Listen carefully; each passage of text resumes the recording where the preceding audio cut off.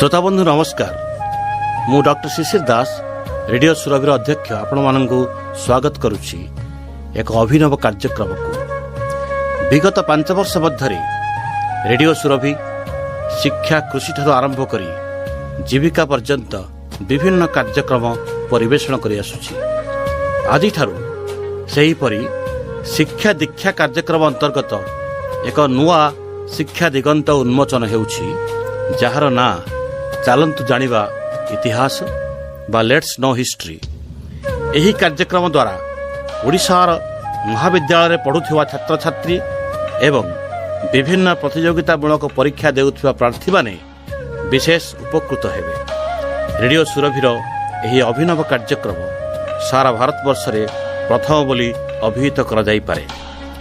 यही ऐतिहासिक कार्यक्रम समस्त प्रश्नोत्तर प्रस्तुत करिसंती इतिहास विभाग प्रोफेसर कामाक्षी प्रसाद दास और सहयोग करिसंती श्रीमती नीलिमा दास। आसंतु सुनिबा इतिहास।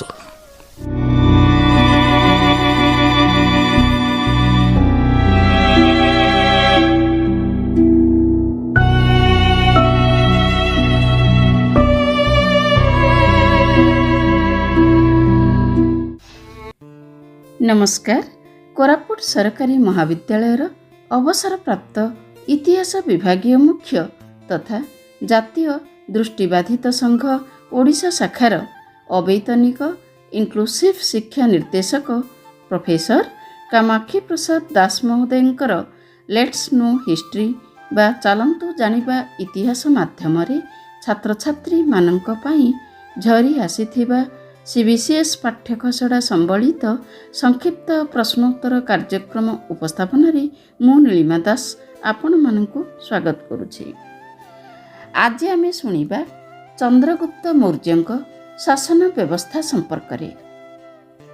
शासन व्यवस्था को श्रृंखलित करी जनसाधारण को एक सुस्थ सामाजिक राजनैतिक तथा अर्थनैतिक जीवन प्रदान करिबारे जेउ शासक माने सिद्धहस्त थिले सेमानंक मध्यरे भारतर प्रथम जातीय शासक चंद्रगुप्त मौर्यंकर शासन संस्कार भारतरे किभली एक नूतन जुगर सूत्रपात करिथिला से संपर्क रे आजिर प्रश्नोत्तर। प्रश्न 1।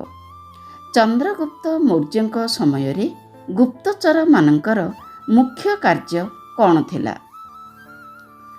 उत्तर। सेमाने राज्यपाल मानकर गतिविधि लक्ष्य करुथिले एवं राज्य गुड़िकर विभिन्न नथिपत्र संपर्क रे गुप्त तथ्य प्रदान करुथिले। प्रश्न 2। चंद्रगुप्त मौर्य राज्यर खबर संग्रह करिबा पई केते प्रकारर गुप्तचरंकु नियुक्ति करिथिले? उत्तर। 2 प्रकारर, यथा संस्थक व संचारक। प्रश्न 3। चंद्रगुप्त मौर्यंकर गुप्तचर व्यवस्था संपर्क रे केउ शास्त्र रे वर्णित? उत्तर। कौटिल्यंकर अर्थशास्त्र रे वर्णित। प्रश्न 4। चंद्रगुप्त मौर्यंक समय रे केउ राज्यगुड़िक निजर अंत शासन को मुक्त भावरे परिचालना करुथिले? उत्तर। जेउ राज्यगुड़िक चंद्रगुप्त मौर्यंकु कर प्रदान करी संतुष्ट करुथिले। प्रश्न 5। चंद्रगुप्त मौर्य राज्यगुड़िकर बाह्य शासन किभली परिचालना करुथिले?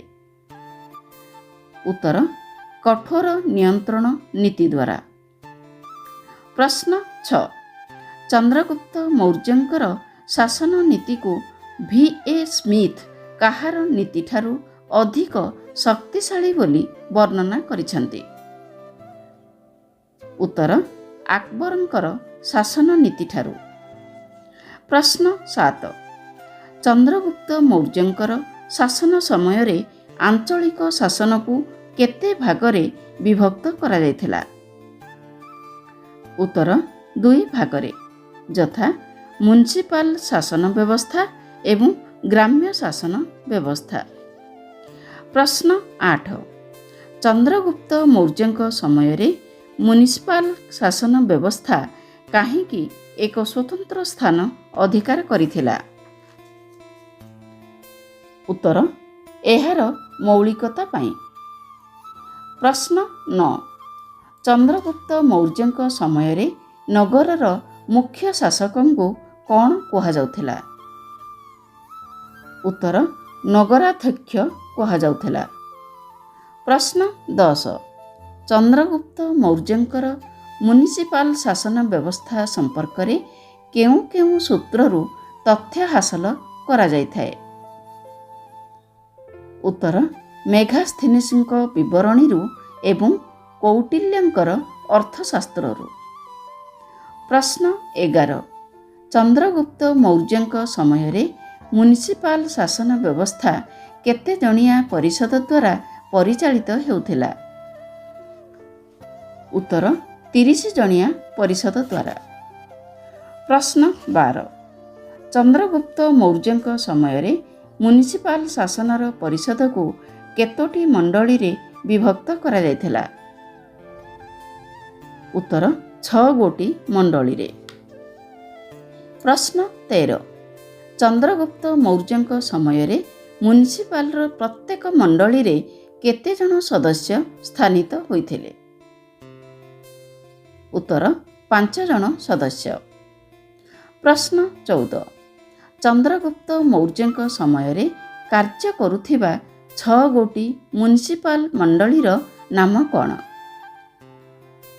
ଉତ୍ତର, ଶିଳ୍ପ ଓ ହସ୍ତଶିଳ୍ପ ମଣ୍ଡଳୀ, ବୈଦେଶିକ ମଣ୍ଡଳୀ, ଜନଗଣନା ମଣ୍ଡଳୀ, ମାପ ଏବଂ ଓଜନ ମଣ୍ଡଳୀ, ପଦାର୍ଥ ନିର୍ମାଣ ମଣ୍ଡଳୀ ଓ କରାଧାନା ମଣ୍ଡଳୀ।